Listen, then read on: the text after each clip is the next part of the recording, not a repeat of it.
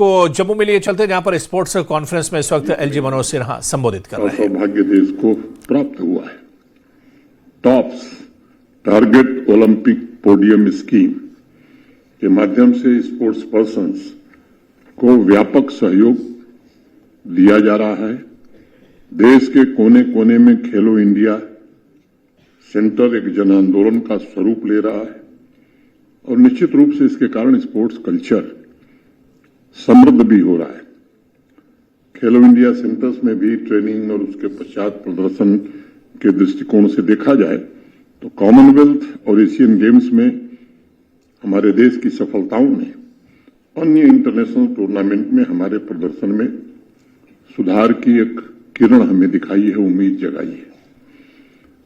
फिर भी मैं समझता हूं कि हमें अभी बहुत लंबा रास्ता तय करना है। इतना बड़ा देश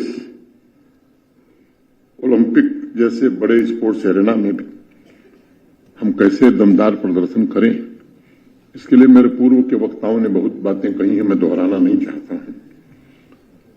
मैं इस कॉन्फ्रेंस के माध्यम से sports federation, sports council, sports administrators, experts, industry leaders, officers, इनसे ये मैं जरूर आग्रह करना चाहता हूं, स्ट्रेटेजिक स्पोर्ट्स डेवलपमेंट प्लान क्या हो सकता है और क्या हम खेलों को भी राजनीति से दूर रख सकते हैं। हम सब कहते हैं, लेकिन मुझे लगता है ये केवल कहते हैं। कुछ ऐसे क्षेत्र हैं जहां राजनीति का कोई वास्ता नहीं होना चाहिए, लेकिन दुर्भाग्य है कि राजनीति वहां भी बहुत हावी हो जाती है। अच्छी प्रतिभा के बच्चे मुझे लगता है जिनके पास वास्तव में प्रतिभा है, किन्हीं कारणों से चूक जाते हैं। अगर वास्तव में हम भारत को एक बड़ी ताकत के रूप में स्पोर्ट्स में देखना चाहते हैं तो हर स्तर पर हमें पूर्वाग्रहों से मुक्त होना होगा। किसी भी चयन पर संदेह पैदा हो, मुझे लगता है इस परिस्थिति से देश को आगे निकलना होगा।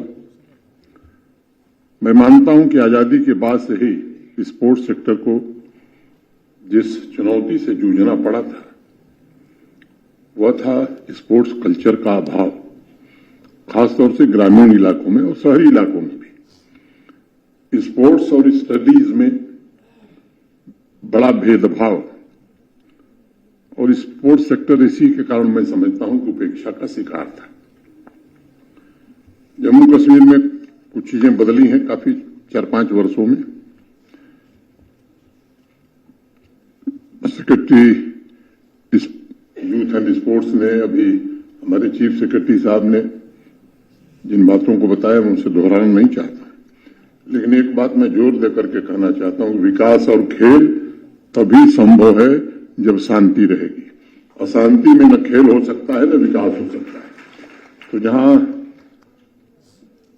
युवा और खेल विभाग का योगदान है, मैं समझता हूं हमारे सुरक्षा बलों का भी इस काम में बड़ा योगदान है जम्मू कश्मीर के विकास में। और जम्मू कश्मीर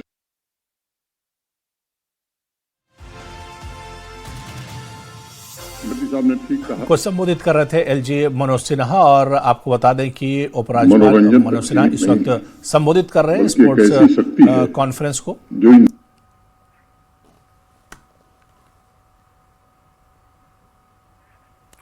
तो उपराज्यपाल मनोज सिन्हा जम्मू में स्पोर्ट्स कॉन्फ्रेंस को संबोधित कर रहे हैं। आपको बता दें कि इस कन्वेंशन सेंटर में आयोजित राष्ट्रीय स्तर के खेल सम्मेलन में हिस्सा ले रहे हैं। काफी लोग इस मौके पर मौजूद हैं। खेलों के विकास और युवाओं को आगे बढ़ाने पर चर्चा हो रही है। विभिन्न राज्यों से खेल एक्सपर्ट्स इस सम्मेलन में शामिल हैं। प्रशासनिक अधिकारी भी कार्यक्रम में मौजूद हैं। सुरक्षा के कड़े इंतजाम इस मौके पर किए गए हैं।